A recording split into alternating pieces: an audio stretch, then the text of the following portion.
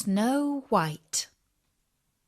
Hello everybody, this is Natasha, and His Royal Highness Prince Bertie the Frog has commanded me to tell you the story of Snow White by the Brothers Grimm.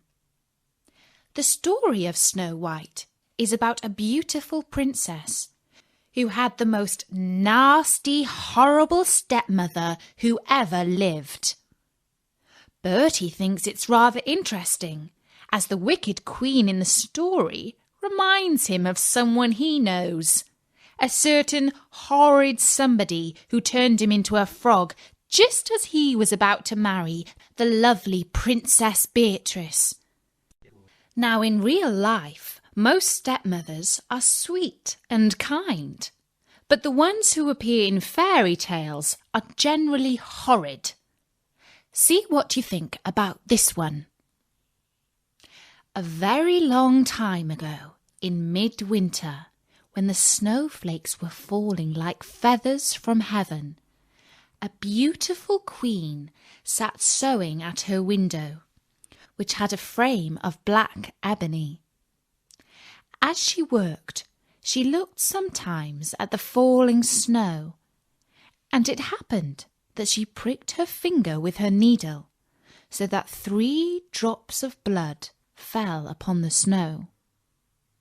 The queen said to herself as she looked at it, "Ah me, if only I had a dear little child who had skin as white as the snow, lips as rosy as the blood, and hair as black as the ebony window frame."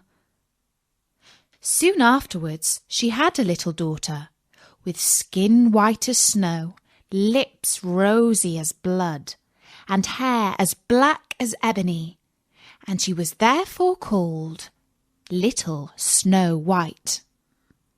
But alas, when the little one was born, the good queen died. A year passed away, and the king took another wife. She was a beautiful woman, but proud and haughty, and she could not bear that anyone else should surpass her in beauty.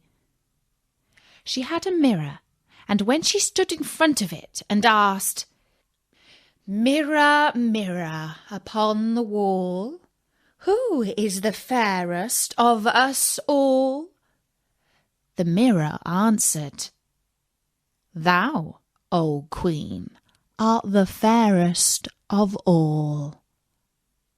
And the queen was contented, because she knew the mirror could speak nothing but the truth.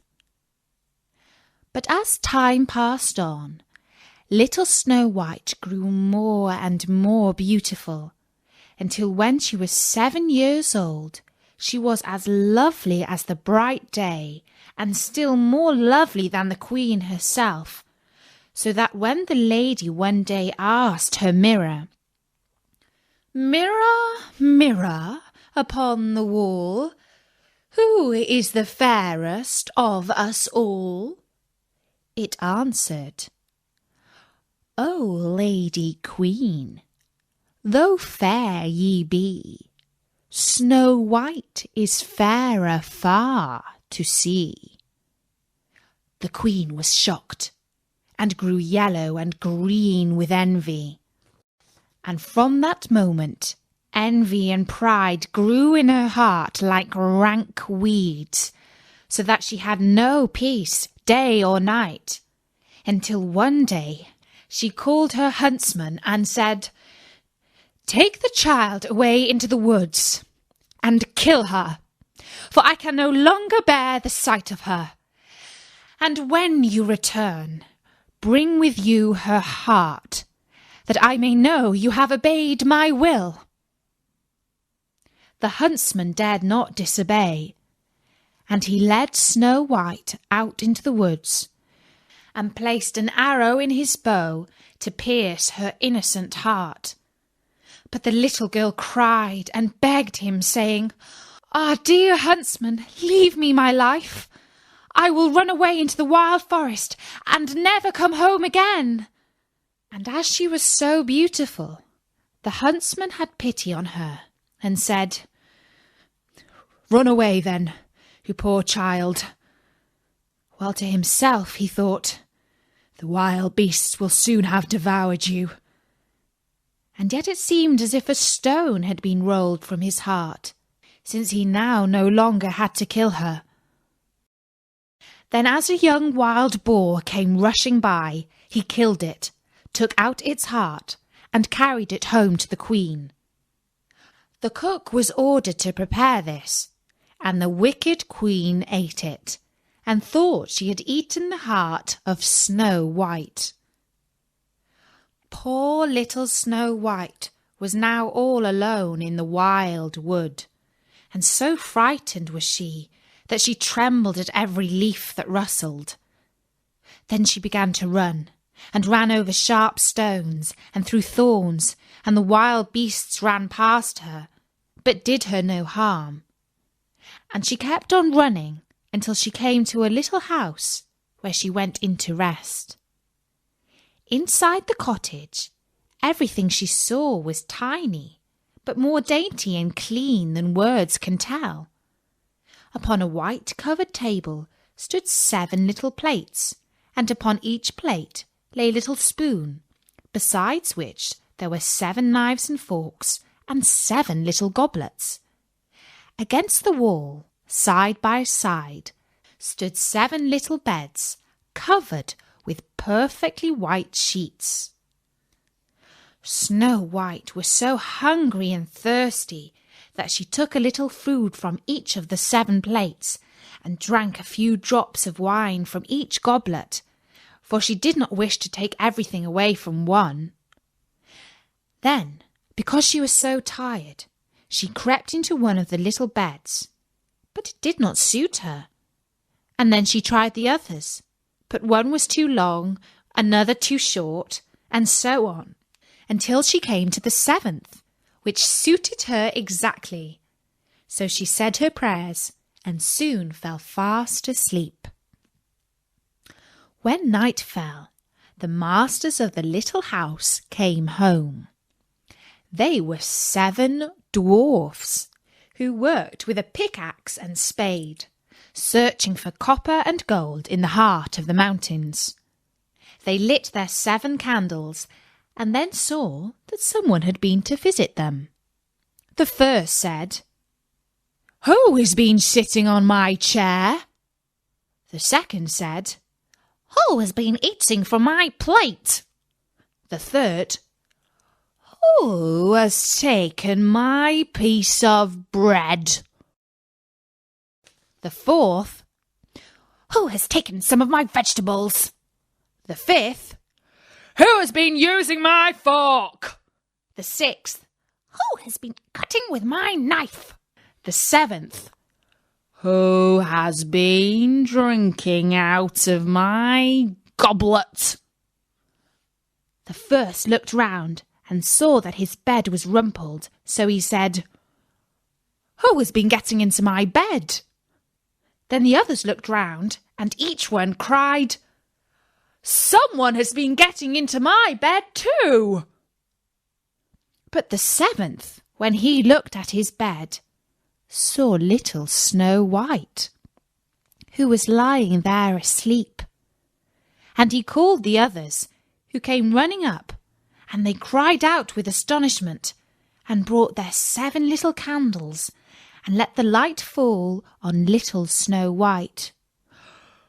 "Oh, heavens! Heavens!" cried they. "What a lovely child!" And they were so glad that they did not wake her up, but let her sleep on in the bed. And the 7th dwarf slept with his companions, 1 hour with each, and so got through the night.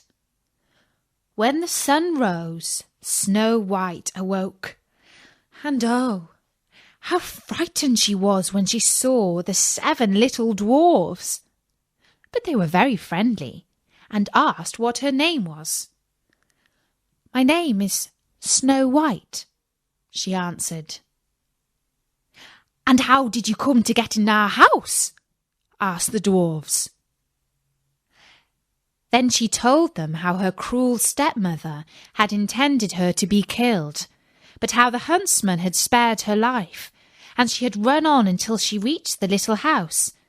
And the dwarf said, "If you will take care of our house, cook for us, and make the beds, wash, mend, and knit, and keep everything neat and tidy and clean, then you may stay with us, and you shall lack for nothing." "Yes," answered Snow White, "with all my heart." And so she stayed. She kept the house neat and clean for the dwarfs, who went off early in the morning to search for copper and gold in the mountains, and who expected their meal to be standing ready for them when they returned at night. All day long Snow White was alone, and the good little dwarfs warned her to be careful to let no one into the house. "For," said they, "your stepmother will soon discover that you're living here." The Queen, believing, of course, that Snow White was dead, and that she had eaten her heart, and that therefore she was again the most beautiful lady in the land, went to her mirror and said, "Mirror, mirror, upon the wall, who is the fairest of us all?" Then the mirror answered, "O Lady Queen, though fair ye be, Snow White is fairer far to see. Over the hills and far away, she dwells with 7 dwarfs today." How angry she was, for she knew that the mirror spoke only the truth, and that the huntsman must have deceived her.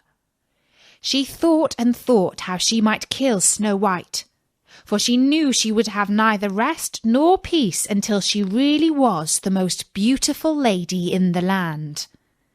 At length she decided what to do. She painted her face and dressed herself like an old peddler woman, so that no one could recognize her, and in this disguise she climbed the 7 mountains that lay between her and the dwarf's house, and she knocked at their door and cried, "Pretty things to sell, very cheap, very cheap." Snow White peeped from the window and said, "Good day, good wife, and what are your wares?" "All sorts of pretty things, my dear," answered the woman. "Silk and laces of every colour." And she held up a bright-coloured one made of pleated silks. "Surely I might let this honest old woman come in," thought Snow White, and unbolted the door and bought the pretty lace. "Dear, dear, what a sight for sore eyes you are, child," said the old woman. "Come, let me lace you properly for once." Snow White had no suspicious thoughts, so she placed herself in front of the old woman that she might fasten her dress with her new silk lace. But immediately the wicked creature laced her bodice so tightly that she could not breathe, and she fell down upon the ground as though she were dead. "Now," said the Queen, "I am once more the most beautiful lady in all the land." When the dwarfs came home, they were very grieved to find their dear little Snow White lying upon the ground as though she were dead. They lifted her gently, and seeing that she was too tightly laced, they cut the silken cord, where she drew a long breath, and then gradually came back to life. When the dwarfs heard all that had happened, they said, "The peddler woman was certainly the wicked queen. Now take care in future that you open the door to none when we are not with you." The wicked queen had no sooner reached home than she went to her mirror and said, "Mirror, mirror upon the wall, who is the fairest of us all?" And the mirror answered as before, "O Lady Queen, though fair ye be, Snow White is fairer far to see. Over the hills and far away, she dwells with 7 dwarfs today." The blood rushed to her face as she heard these words, for she knew that Snow White must have come to life again. "But I will manage to put an end to her yet," she said. And then, by using her witchcraft, she made a poisonous comb. Again she disguised herself, climbed the 7 mountains, and knocked at the door of the 7 dwarfs' cottage, crying, "Pretty little things to sell, very cheap today." Snow White looked out of the window and said, "Go away, good woman, for I dare not let you in." "Surely you can look at my goods," answered the woman, and held up the poisonous comb, which pleased Snow White so well that she opened the door and bought it. "Come, let me comb your hair in the newest way," said the woman, and the poor unsuspicious child let her have her way. But no sooner did the comb touch her hair than the poison began to work, and she fell fainting to the ground. "There, you model of beauty," said the wicked woman. "You are done for at last." But fortunately it was almost time for the dwarfs to come home, and as soon as they came in and found Snow White lying upon the ground, they guessed that her wicked stepmother had been there again, and set to work to find out what was wrong. They soon saw the poisonous comb and drew it out of her hair, and almost immediately Snow White began to recover and told them what had happened. Once more they warned her to be on her guard and to open the door to no one. When the queen reached home, she went straight to the mirror and said, "Mirror, mirror on the wall, who is the fairest of us all?" And the mirror answered, "O Lady Queen, though fair ye be, Snow White is fairer far to see. Over the hills and far away, she dwells with 7 dwarfs today." When the queen heard these words, she shook with rage. "Snow White shall die," she cried, "even if it costs me my own life." She went into a secret chamber where no one else ever entered, and there she made a poisonous apple, and then she painted her face and disguised herself as a peasant woman, and climbed the 7 mountains and went to the dwarf's house. She knocked at the door. Snow White put her head out of the window and said, "I must not let anyone in. The 7 dwarfs have forbidden me to do so." "It's all the same to me," answered the peasant woman. "I shall soon get rid of these fine apples. But before I go, I'll make you a present of one." "Oh no," said Snow White, "for I must not take it." "Surely you are not afraid of poison?" said the woman. "See, I will cut one in 2. The rosy cheek you shall take, and the white cheek I will eat myself." Now, The apple had been so cleverly made that only the rose-cheeked side contained the poison. Snow White longed for the delicious-looking fruit, and when she saw that the woman ate half of it, she thought there could be no danger, and stretched out her hand and took the other part. But no sooner had she tasted it than she fell down dead. The wicked queen laughed out loud with joy as she gazed at her. White as snow, red as blood, black as ebony. This time the dwarfs cannot take you. And she went straight home and asked her mirror, Mirror, mirror upon the wall, who is the fairest of us all? And at length it answered, Thou, O Queen, art fairest of all. So her envious heart had peace at last, as much as an envious heart can have peace. When the little dwarfs came home at night, they found Snow White lying upon the ground. No breath came from her parted lips, for she was dead. They lifted her tenderly and sought for some poisonous object which might have caused the mischief, and laced her frock, combed her hair, and washed her with wine and water, but all in vain.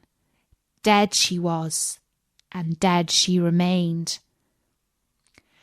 They laid her upon a bier, and all 7 of them sat round it, and wept as though their hearts would break, for 3 whole days. When the time came that she should be laid in the ground, they could not bear to part from her. Her pretty little cheeks were still rosy red, and she looked just as though she was still living. We cannot hide her away in the dark earth, said the dwarfs. And so they made her a transparent coffin of shining glass and laid her in it, and wrote her name upon it in letters of gold, and that she was the king's daughter. Then they put the coffin out upon the mountain top, and one of them always stayed by it and watched it. And birds came too, and wept for Snow White, first an owl, then a raven, and last a dove. For a long, long time, little Snow White lay in the coffin, but she did not change. She only looked as though she slept, for her skin was still as white as snow, her lips as red as blood, and her hair as black as ebony. It chanced that a king's son came into the wood and went to the dwarf's house, meaning to spend the night there. He saw the coffin upon the mountain top, with little Snow White lying within it, and he read the words that were written upon it in letters of gold. And he said to the dwarfs, If you will but let me have the coffin, you may ask of me what you will, and I will give it to you. But the dwarfs answered, We would not sell it for all the gold in the world. Then said the prince, Let me have it as a gift, I pray you, for I cannot live without seeing little Snow White, and I will prize your gift as the dearest of my possessions. The good little dwarfs pitied him when they heard these words, and so gave him the coffin. The king's son then bade his servants place it upon their shoulders and carry it away. But as they went, they stumbled over the stump of a tree and the violent shaking shook the piece of poisonous apple which had lodged in Snow White's throat out again, so that she opened her eyes, raised the lid of the coffin, and sat up, alive once more.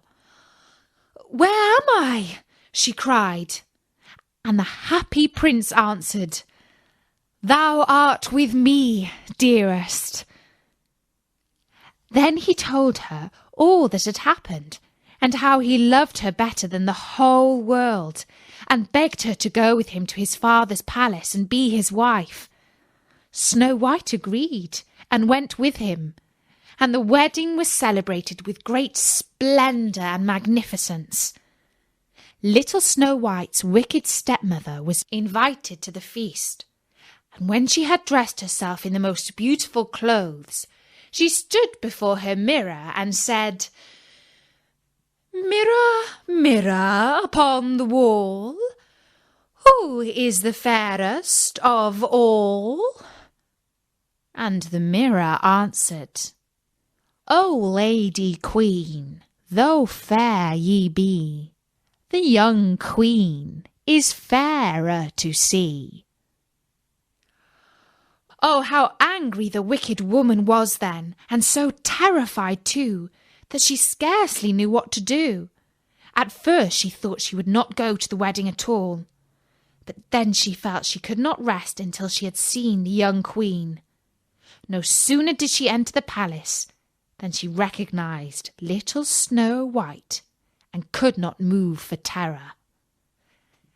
But as punishment for the evil, wicked stepmother's ways, a pair of red-hot iron shoes was brought into the room with tongs and set before her, and these she was forced to put on and to dance in them until she could dance no longer, but fell down dead.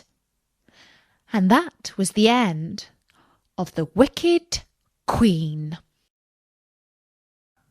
And that was the story of Snow White by the Brothers Grimm.